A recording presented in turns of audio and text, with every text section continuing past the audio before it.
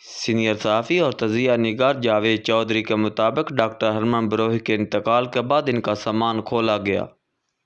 سامان میں 3 سوٹ، لکھنے کے 4 قلم، کاغذوں کے درجنوں دستے، ایک چھتری، ایک بیڈ، ایک رائٹنگ ٹیبل، ایک آرام کرسی، کھانے کے چند برتن اور ایک کتاب تھی۔ کتاب مخملی غلاف میں لپیٹی تھی۔ غلاف کھولا گیا، کاغذ کا لفافہ برآمد ہوا۔ لفافے پر سیل لگی تھی اور سیل کے ساتھ ڈاکٹر ہرمن کے ہاتھوں سے لکھی تحریر تھی: یہ کتاب میری پوری زندگی کی طبی تحقیق کا نچوڑ ہے۔ اس کتاب میں وہ نسخہ موجود ہے جس پر عمل کرنے والے کو زندگی بھر ڈاکٹر کے پاس نہیں جانا پڑے گا۔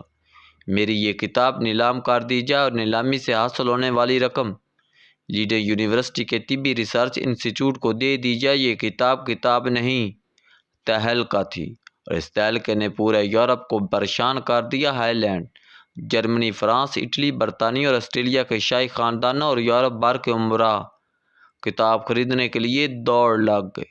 یہ یورپ کی تاریخی نیلامی تھی، مگر ہم نیلامی کی طرف جانے سے قبل ڈاکٹر ہرمن بروہی کے بارے میں جاننے کی کوشش کرتے ہیں۔ ڈاکٹر ہرمن ہالینڈ کا رہنے والا تھا۔ وہ 1668 میں لیڈن شہر میں پیدا ہوا۔ وہ مبلغ بننا چاہتا تھا۔ اس نے 1699 میں لیڈن یونیورسٹی سے فلسفے کی ڈگری حاصل کی۔ وہ تبلیغ پر روانہ ہونے لگا تو معلوم ہوا عیسائی مشنری مشن پر جانے سے قبل طب کی تعلیم حاصل کرتے ہیں۔ یہ دوسرے شہروں اور ملکوں میں جا کر چرچ بناتے ہیں اور اس چرچ کے ساتھ سکول اور اسپتال کھولتے ہیں۔ مشینری علاج کے لیے آنے والے مریضوں اور سکول میں داخل ہونے والے بچوں پر خصوصی توجہ دیتے ہیں۔ یہ خصوصی توجہ عیسائیت کی تبلیغ کا سب سے بڑا ذریعہ ہے۔ ڈاکٹر ہرمن کی معلومات درست تھی۔ آپ آج پاکستان کے قدیم چرچ کا مشاہدہ کریں، آپ کو ان کے ساتھ اسپتال بھی ملیں گے اور سکول بھی۔ یہ سکول، یہ اسپتال اور یہ چرچ انگریز دور میں عیسائیت مشینری نے قائم کیے۔ اسلام میں مدارس اور طب کا تصور انہی مشینری اداروں سے آیا۔ شام ظہور اسلام کے وقت عرب ممالکوں میں عیسائی تہذیب کا مرکز تھا۔ مسلمانوں نے یہ ملک 1634 عیسوی میں حضرت عمر کے دور میں فتح کیا۔ شام میں مسلمانوں نے کلیساؤں کے نظام کا مطالعہ کیا۔ مسلمانوں کو معلوم ہوا کلیساؤں کے پادری اور طبیب اور استاد ہوتے ہیں۔ یہ لوگ چرچ میں مریضوں کا علاج بھی کرتے ہیں اور قرب و جوار کے بچوں کو جدید تعلیم بھی دیتے ہیں۔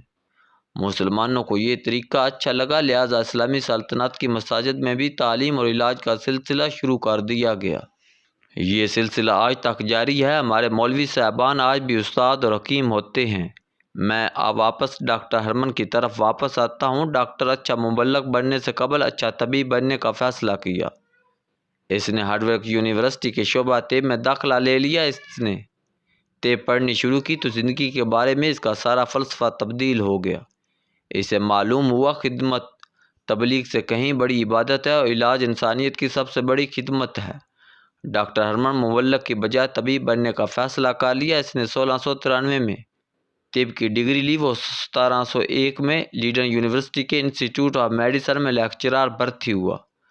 1709 عیسوی میں نباتات اور ادویات کا پروفیسر بنا اور 1714 عیسوی میں یونیورسٹی کا ریکٹر بن گیا۔ وہ اپنے دور کا مشہور ترین طبیب بھی تھا۔ وہ دنیا میں جدید طب کا بانی اور فادر آف پیتھالوجی بھی تھا۔ وہ 23 ستمبر 1738 کو فوت ہوا اور اس کے سامان سے وہ مشہور زمانہ کتاب برآمد ہوئی جس میں اس کی عمر بھر کی طبی تحقیق کا نچوڑ تھا۔ وہ یورپ کے تمام امراء اور شاہی خاندان وہ تحقیق حاصل کرنا چاہتے تھے۔ کتاب کا نام تھا طبی تاریخ کا وید اور قیمتی راز۔ کتاب سربراہ تھی۔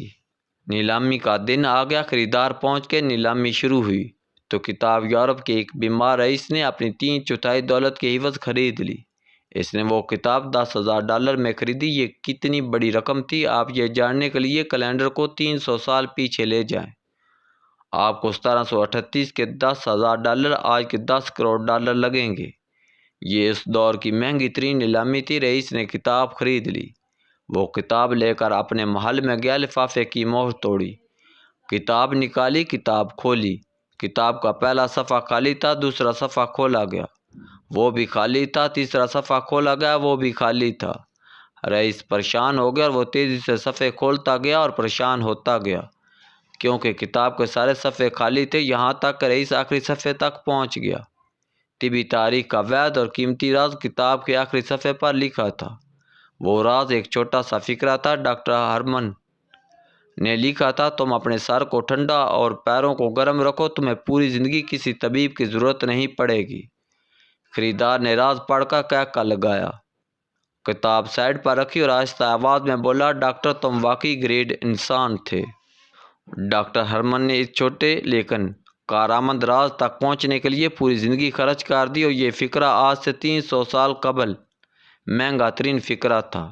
ہم اگر اس فقرے کو پڑھیں تو یہ ہمیں عامیانہ دکھائی دے گا اور ہم سوچیں گے ڈاکٹر ہرمن یورپ کے امیروں کو بیوقوف بنا گیا۔ یہ کیا بات ہوئی؟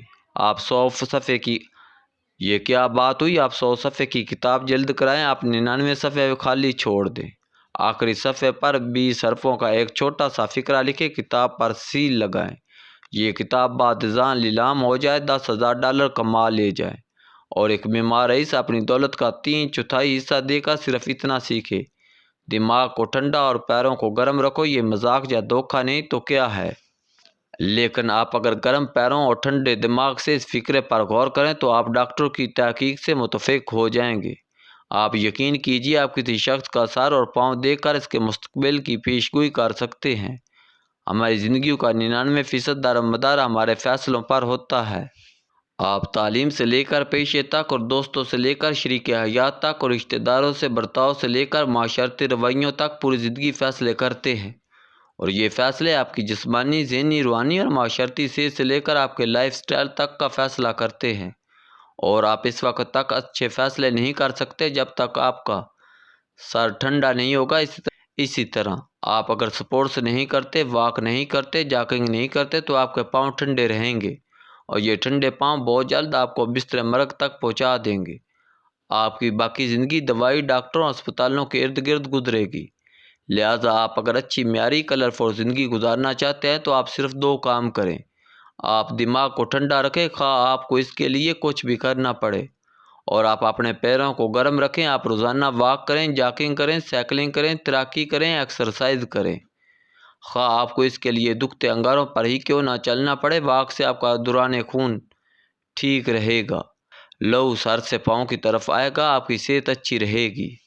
آپ اگر اس فلسفے کو افراد سے معاشرے تک لے جائیں تو آپ بڑے دلچسپ حقائق دیکھیں گے۔ آپ کو دنیا کی ہر وہ قوم ترقی یافتہ ملے گی جس میں لوگوں کے دماغ ٹھنڈے اور پاؤں گرم ہیں، جس میں لوگ معاملات کو جذباتیت کی بجائے دلائل پر دیکھتے ہیں، جس میں لوگ گفتگو کے دوران ٹھنڈے رہتے ہیں، جس میں لوگ جلسوں اور جلوسوں کے دوران بھی ڈسپلن برقرار رکھتے ہیں، وہ توڑ پھوڑ نہیں کرتے، دوسروں کو گالی نہیں دیتے، دوسروں پر حملے نہیں کرتے، اور جس میں لوگ کام کو صرف کام کے طور پر لیتے ہیں، اسے ذاتیات بناتے نہیں، اور جن معاشروں میں پارکس، واکنگ ٹریکس، جم، میدان اور کلب ہوتے ہیں، آپ کو وہاں صبح اور شام لوگ دکھائی دیتے ہیں۔ آپ کو یقین نہ آئے تو آپ امریکہ سے لے کر چین تک دنیا کا مشاہدہ کر لیں، آپ کو پوری جدید دنیا میں یہ دونوں خوبیاں نظر آئیں گی، اور آپ اس کے بعد غیر ترقی یافتہ یا پسماندہ قوموں کا مطالعہ بھی کر لیں۔ آپ کو دنیا کی تمام پسماندہ قومیں جذباتی، غیر منطقی دلائل سے دور، لڑکا، فسادی، شکی، بھڑکیلی اور شدت پسند ملیں گی۔